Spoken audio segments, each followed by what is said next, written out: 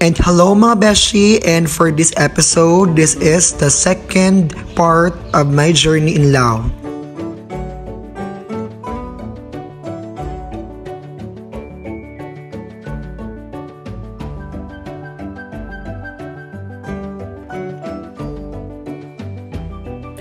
And what's up mga beshi, and this is my part 2 journey in the country of Laos. And in this episode mga beshi ay ipapakita ko kung gaano nga ba kaganda ang mga tourist spots ng country of Laos. And I am considering this as my exciting part ng pagstay ko sa country ng Laos, wherein ay mapupuntahan natin ang mga iba't ibang magagandang tanawin dito sa kanilang country. At na-amaze talaga ako dito kasi nga lahat ng mga tourist spots dito ay pwede mong lakarin. So, mas makakatipid tayo ng pamasahe for today's travel. And ayan, kahit sa padre nila, I was amazed with how they made their mural painting and nakalagay yung mga descriptions below and mga artists. And isa sa mga inaabangan ko ditong puntahan ay ang kanilang popular na monument na makikita sa Central or sa Vientiane City ng country of Laos. So before,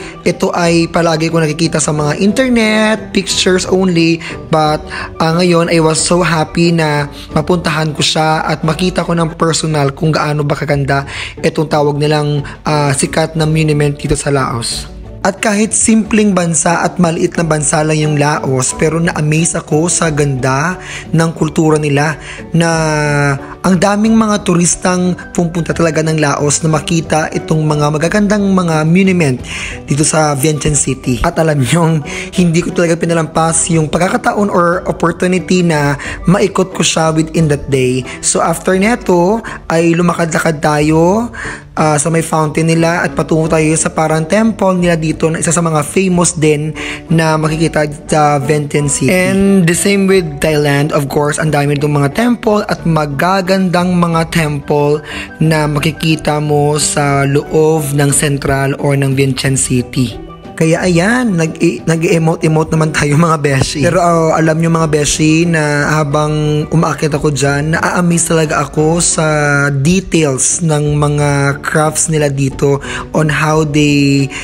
create at paggawa ng kanilang mga temples. And few steps lang naman ay pumunta naman tayo sa isa sa mga pinaka-famous na landmark na parang tower siya na also na isa din sa mga sikat na mga monument dito sa loob ng Vientiane City. At talaga namang mapapawaw ka talaga sa structure nito. And thank you mga besh, and see you sa aking part 3 sa mga night market nila. Bye-bye!